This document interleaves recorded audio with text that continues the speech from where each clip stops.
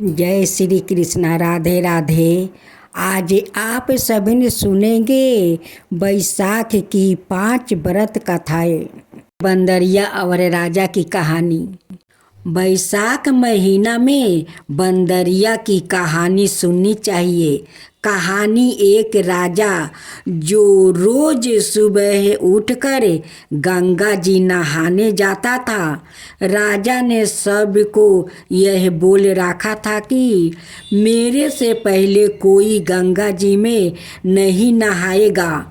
एक बंदरिया थी जो रोज से पहले नहा लेती थी। जब राजा नहाने जाता था तो उसको पानी हिलता हुआ दिखाई देता था। जब राजा को इस बात पर शंका हुआ, कोई मेरे से पहले नहाता है, तो राजा ने वहाँ पर पहरा बैठा दिया। गंगा किनारे एक पहाड़ी थी जहाँ पर वो बंदरिया बैठी रहती थी। राजा के नहाने से पहले ही वो नहाकर पहाड़ी पर बैठ जाती थी। ऐसे ही नहाते नहाते पूरा बैसाख का महीना बीत गया। एक दिन उस बंदरिया को नहाते हुए सिपाहियों ने देख लिया और पकड़कर राजा के पास ले गया। राजा का यह प्रण था कि अगर कोई औरत मेरे से पहले नहाएगी तो उसे विवाह कर लूँगा। राजा ने बंदरिया से विवाह कर लिया। बैसाख नहाने के पुण्य से बंदरिया के गर्भ लग गई। पूरा 9 महीना होने को आया तो तब बंदरिया ने राजा से पूछा कि जब मेरे बच्चा होने का समय आएगा तो मैं क्या करूँगी। तब राजा ने महल में घंटी बंधवा दिया और बोला कि जब तुम्हारे दर्द उठे तो इस घंटी को बजा देना, फिर मैं आकर बंदोबस्त कर दूंगा। राजा के और भी रानियां थी जिनके बच्चा नहीं था। बंदरिया का बच्चा होने वाला था। यह बात उनको जला रही थी। घंटी बांधी हुई देखकर उन्होंने पूछा कि ये घंटी क्यों बांध रखी हो। तब बंदरिया ने बोली कि जब मेरा बच्चा होने वाला होगा तब राजा को बुलाने के लिए यह घंटी बांधी है। तब रानियों बोली कि एक बार घंटी बजाकर तो देखो कि राजा आते हैं या नहीं। बंदरिया ने घंटी बजाई और राजा आ गया। जब राजा ने आकर पूछा कि घंटी क्यों बजाई, तो बंदरिया बोली कि इन रानियों ने मुझसे कहा था कि एक बार घंटी बजाकर देखो कि राजा जी आते हैं या नहीं। तब राजा ने बोला कि दोबारा ऐसा मत बजाना और थोड़ा दिन बाद बजाना।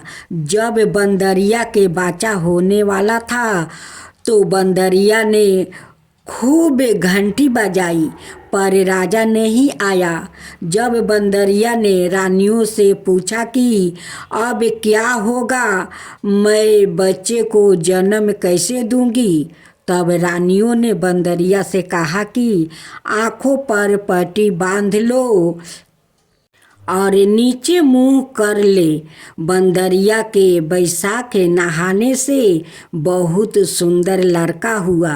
जब रानियों ने यह देखा कि बहुत सुंदर लड़का हुआ है तो रानियों ने दासी से कहा कि इस बच्चे को नदी में डुबा कर आ जाओ और बंदरिया के पास पत्थर को रख दो और राजा को बोलो कि बंदरिया के पत्थर हुआ है। राजा ने इस बात को सुनकर अपने मन में संतोष कर लिया कि और रानियों की तरह इसका भी बच्चा कैसा हो सकता है। उधर उस दासी से बच्चा नदी में नहीं फेंकवाया गया। वो उस बच्चे को वहाँ पर काम कर रहे कुम्हार के बर्तन में रख कर आ गई। जब कुम्हार कुम्हाइन ने किसी बच्चे की रोने को आवाज़ सुनी तो उन्होंने वहाँ जाकर देखा तो बच्चा था। तब कुम्हार ने कुम्हानी से कहा कि भगवान ने हमारी सुन ली है, हमारे बच्चे नहीं है और भगवान ने हमें बच्चा दे दिया है। अगर तू इस बच्चे को पालन पोषण कर सके तो इसे हम अपने घर ले चल। कुम्हाइन राजी हो गई और उन दोनों ने उसको पाल पोस कर बड़ा कर दिया। लड़के को इस बात को पता चल चुका था कि वो बंदरिया का पेट से जन्म लिया था और रानियों ने उसको मारने के लिए दासी को दे दिया था। एक दिन वो लड़का कुम्हार का बनाया हुआ हाथी घोड़ा को ले जाकर कुएं पर बैठ गया, जहाँ पर दासियों पानी भरने आई थी। उनको देखकर वो लड़का बोला कि मेरे हाथी घोड़ा पानी पी लो। तब दासियों उसकी बात सुनकर हंसने लगी और बोली कि कभी मिट्टी के हाथी घोड़ा भी पानी पीते हैं क्या? तब वो लड़का बोला कि कभी बंदरिया के भी पत्थर होते हैं क्या? यह बात सुनकर दासियों ने रानियों से जाकर कह दिया। यह बात सुनकर रानियों ने जहर का लड्डू बनाकर कुम्हार के लड़के के लिए भेज दिया। भगवान की कृपा से जहर के लड्डू बूंदी का लड्डू बन गया। दूसरे दिन रानियों ने देखा कि वो लड़का मारा नहीं है। तब रानियों ने राजा से जिद करके कुम्हार को उस बस्ती से निकलवा दिया। कुम्हार जंगल में रहने लगा। गण गौर का महीना आ गया। कुम्हार का लड़का 110 घारा बनाया, 110 गोली ले घरों में पानी भर कर बगीचे में जाकर बैठ गया, जहाँ पर राजा के साहूकारों की लड़कियाँ गण गौर पूजन के लिए मिट्टी ले जाने के लिए आई। वहाँ पर पहले तो उन्होंने खूब खेला कूदा। जब उनको प्यास लगी तो वो उस लड़के के पास पानी पीने के लिए आई। तब वो लड़का बोला कि मेरे पास गोली है, उसको तुम खाती जाओ और मेरे चारों तरफ फिरती जाओ, तब तुमको पानी पियाऊंगा। इस बात से उनमें से कई लड़कियां पहले तो राजी नहीं हुई, पर प्यास मिटाने के लिए मान गई। फिर वो लड़का अपने सामने आग जलाकर बैठ गया और उनको गोली खिलाता गया, अपने चारों तरफ चक्कर लगवाता गया। ऐसा करने से सब लड़कियों के गर्भ रह गई। जब यह बात उन लड़कियों के माता पिता को पता चली तो उन्होंने उन लड़कियों से पूछा कि ऐसा कैसे हुआ। उन्होंने सारी बात बता दिया तो उनके माता पिता उस कुम्हार के पास गया और बोले, तुम्हारे लड़के ने हमारी लड़कियों से फेरे लेकर शादी कर लिया है, तो वो बोलो कि उन लड़कियों को अब तुम अपने पास रख लो। कुम्हार बोला कि इतनी सारी लड़कियों का मैं कैसे पालन पोषण करूँगा। तब उनके माता पिता ने उन लड़कियों को बहुत सारा धन दौलत देकर विदा कर दिया। थोड़ा दिन बाद कुम्हार के घर 110 पोता पोती हो गया। कुम्हार बोला कि हम पूरी नगरी को जिमाएंगे। तब सब लोग कुम्हार के जिमाने के लिए आ गया। राजा रानी सब आए, केवल बंदरिया को छोड़कर सब आए। जब लड़के ने यह देखा कि बंदरिया नहीं आई है तो उसने राजा के पास जाकर बंदरिया को लाने के लिए कहा। राजा न्योता भेजवाया। बंदरिया आई, उसको सोने की चौकी पर बैठा कर सभा में बैठा दिया और लड़का ने अपनी पत्नियों को बता दिया कि ये मेरी जन्म देने वाली माता है। तो सारी बहुओं ने उसे सोने के सिक्के देती गई और उसके पैर छूती गई। बंदरिया की पोता पोती को गोदी में देती गई और बंदरिया से आशीर्वाद लेती गई। राजा को यह बात समझ में नहीं आई कि ये लड़का बंदरिया की इतनी खातिरदारी क्यों कर रहा है। रानियों के यह बात समझ में आ गई कि ये बंदरिया का लड़का है। राजा ने सबसे बोला कि मेरा तो अपमान हो गया है, मैं यहाँ से जा रहा हूँ। तब लड़के ने राजा को रोका और बोला कि आप क्यों जा रहे हैं। तो राजा ने लड़के से पूछा कि तू बंदरिया की इतनी खातिरदारी क्यों कर रहा है। तो लड़के ने राजा को सारी बात बता दिया कि ये मेरे जन्म देने वाली माता है। जो दासी उस लड़के को नदी में बहाने के लिए ले गई थी वहाँ पर ही बैठी थी। वो दासी भी राजा को सारी बात बता दिया। तो राजा ने सब रानियों को जेल में डलवा दिया और बंदरिया सारी बहुओं पोता पोतियों और अपने लड़के को पूरे गजे बजे के साथ अपने महल ले गया। सबको अलग अलग महल बनवा दिया और लड़का राज करने लगा। राजा ने कुम्हार से कहा कि आप दोनों भी मेरे साथ चलो, लेकिन कुम्हार राजी नहीं हुआ। फिर राजा ने कुम्हार को बहुत सारा धन दौलत दे दिया। तब सभी लोग बोलते हैं कि बैसाख महीने में नहाने से बहुत पुण्य मिलता है। जैसे बंदरिया बैसाख नहाई राजा को राज मिला, उसी तरह आपको भी भगवान सुख संपत्ति प्रदान करेंगे। अब आप श्रवण करेंगे गणेश विनायक जी की कथा। एक गांव में माँ बेटी रहती थी। एक दिन वो अपनी माँ से कहने लगी कि गांव के सब लोग गणेश मेला देखने जा रहा है, मैं भी मेला देखने जाऊंगी।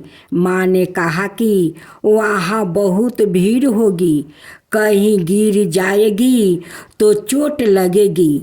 लड़की ने माँ की बात नहीं सुनी और मेला देखने चल पड़ी। माँ ने जाने से पहले बेटी को 2 लड्डू दिया और 1 बाल्टी में पानी दिया। माँ ने कहा कि 1 लड्डू तो गणेश जी को खिला देना और थोड़ा पानी पिला देना, दूसरा लड्डू तुम खा लेना और बचा पानी भी पी लेना। लड़की मेले में चली गई। मेला खत्म होने पर सभी गांव आलो वापस आ गया, लेकिन लड़की वापस नहीं आई। लड़की मेले में गणेश जी के पास बैठ गई और कहने लगी कि 1 लड्डू और पानी गणेश जी तुम्हारे लिए और 1 लड्डू और बाकी बचा पानी मेरे लिए। इस तरह कहते कहते सारी रात बीत गई। गणेश जी यह देखकर सोचने लगे कि अगर मैंने यह 1 लड्डू और पानी नहीं पिया तो यह अपने घर नहीं जाएगी। यह सोचकर गणेश जी एक लड़के के भेष में आया और उससे एक लड्डू लेकर खा लिया और साथ ही थोड़ा पानी भी पी लिया। फिर वो कहने लगे कि भागो, तुम क्या मांगती हो? लड़की मन में सोचने लगी कि क्या मांगूं, अन्न मांगूं या धन मांगूं या अपने लिए अच्छा वर मांगूं या खेत मांगूं या महल मांगूं।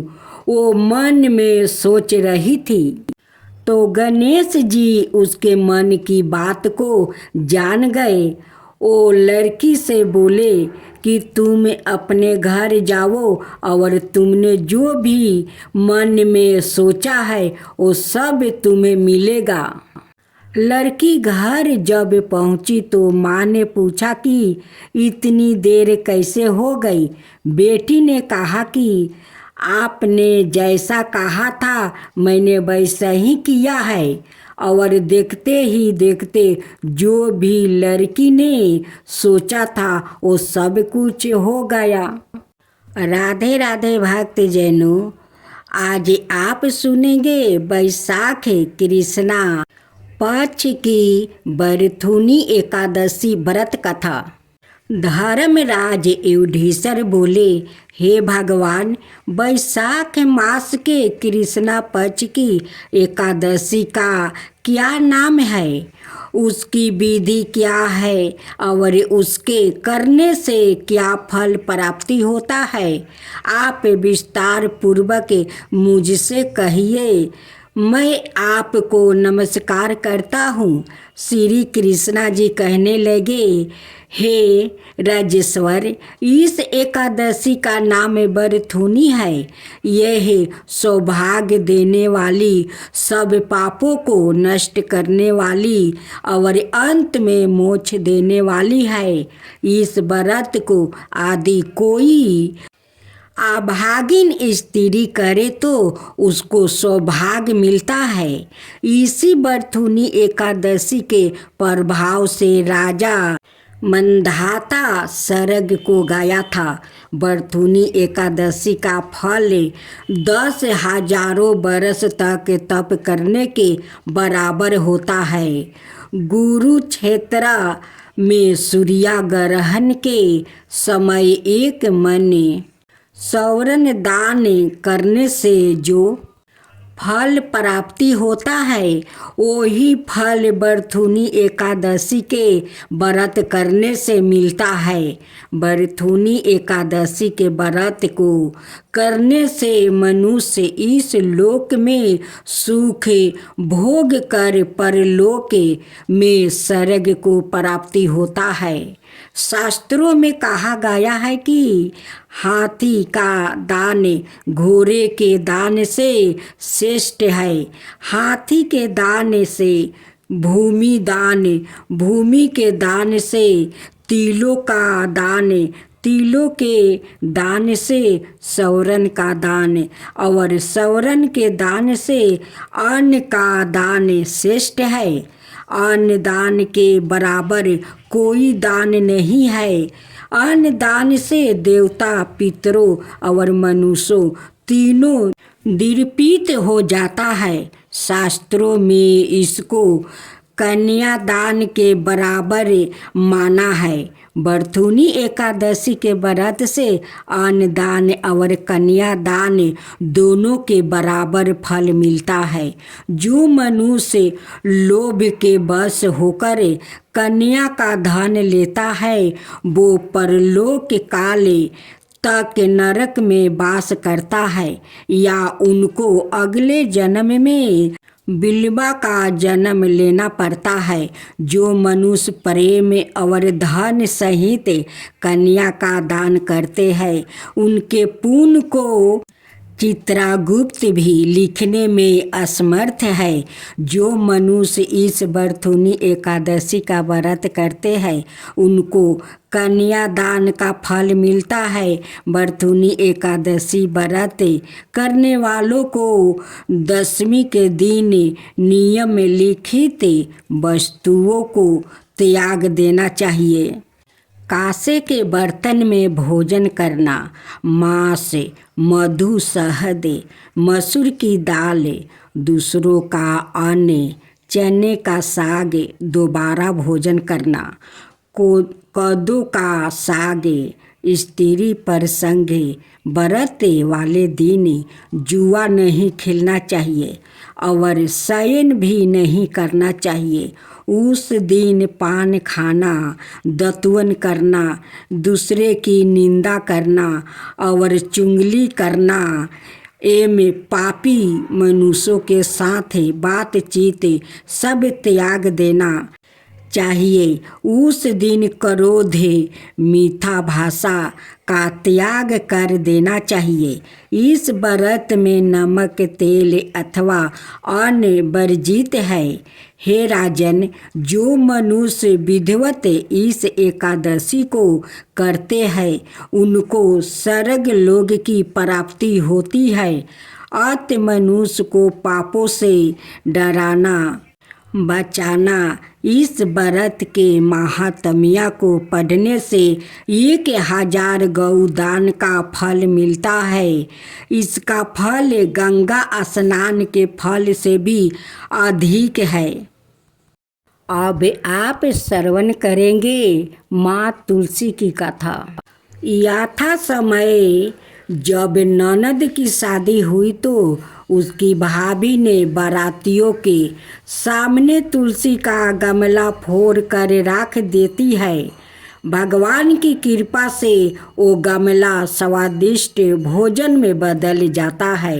गहनों के बदले भाभी ने ननद को तुलसी की मंजीरी पहना देती है। वो सोने के आभूषण में बदल गई।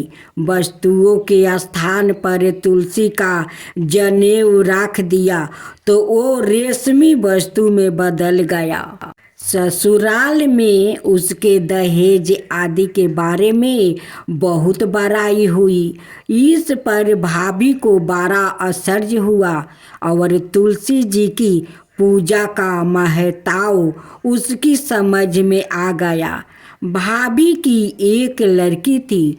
वो अपनी लड़की से कहती कि तू भी तुलसी की सेवा किया कर, तुझे भी बुआ की तरह फल मिलेगा।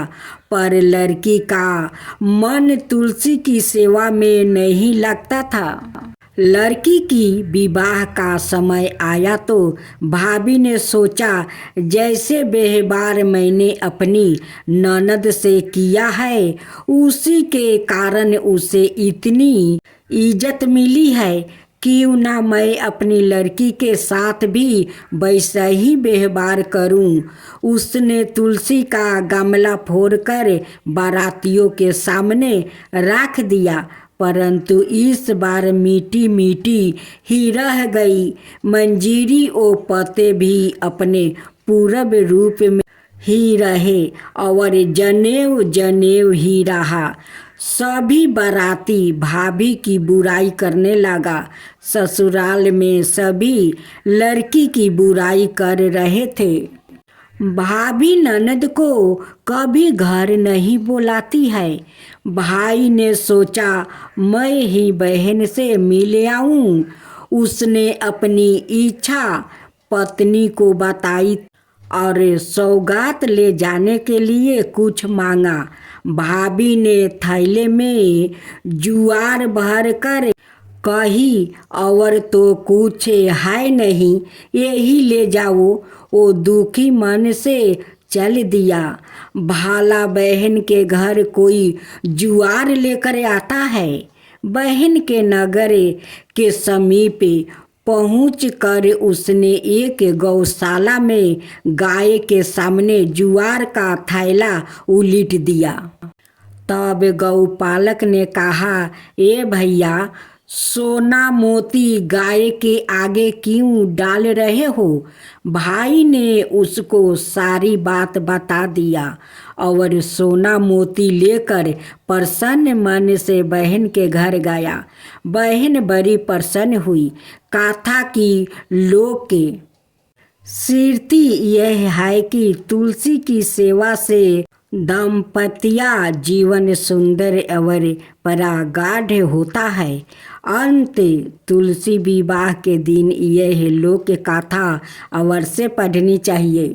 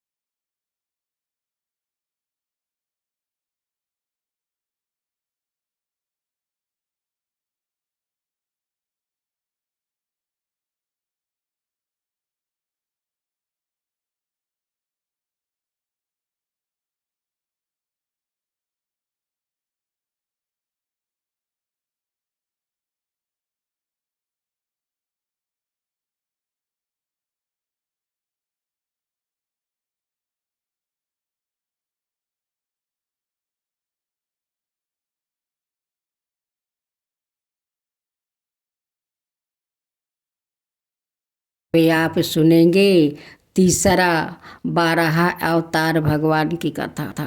अनंत भगवान ने प्रलय के जल में डूबी हुई पृथ्वी का उद्धार करने के लिए 12 शरीर धारण किया।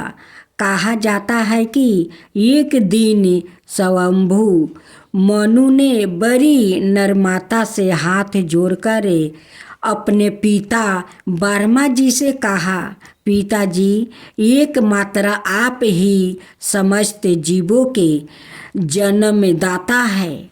आप ही जीवन का प्रदान करने वाले भी हैं। हम आपको नमस्कार करते हैं। हम ऐसा कौन सा कर्म करें जिससे आपकी सेवा बन सके। हमें सेवा करने की आज्ञा दीजिए। मनु की बात सुनकर ब्रह्मा जी ने कहा, पुत्रा, तुम्हारा कल्याण हो। मैं तुमसे बहुत प्रसन्न हूँ क्योंकि तुमने मुझसे आज्ञा मांगी है और आत्म संपूर्ण किया गया है। पुत्र को अपने पिता की इसी रूप में पूजा करनी चाहिए। उन्हें अपने पिता की आज्ञा का आदर पूर्वक पालन करना चाहिए। तुम धर्म पूर्वक पृथ्वी का पालन करो। जगों द्वारा श्री हरि की आराधना करो। प्रजा पालन से मेरी बड़ी सेवा होगी। इस पर मनु ने कहा, पूज्य पद, मैं आपकी आज्ञा का पालन अवश्य करूँगा, किंतु सब जीवों का निवास स्थान पृथ्वी इस समय प्रलय के जल में डूबी हुई है। मैं पृथ्वी का पालन कैसे करूं? पृथ्वी का हाल सुनकर ब्रह्मा जी बहुत चिंतित हुआ। वो पृथ्वी के उद्धार की बात सोच ही रहे थे कि उनकी नाक से अचानक अंगूठे के आकार का एक 12 शिशु निकला। देखते ही देखते वो पर्वतकार होकर गरजने लगा। ब्रह्मा जी को भगवान की माया समझते देर नहीं लगी। भगवान की घुरघुराहट सुनकर वो उनकी स्तुति करने लगा। ब्रह्मा जी की स्तुति 12 भगवान प्रसन्न हुए। वो जगत कल्याण के लिए जल में घुस गया।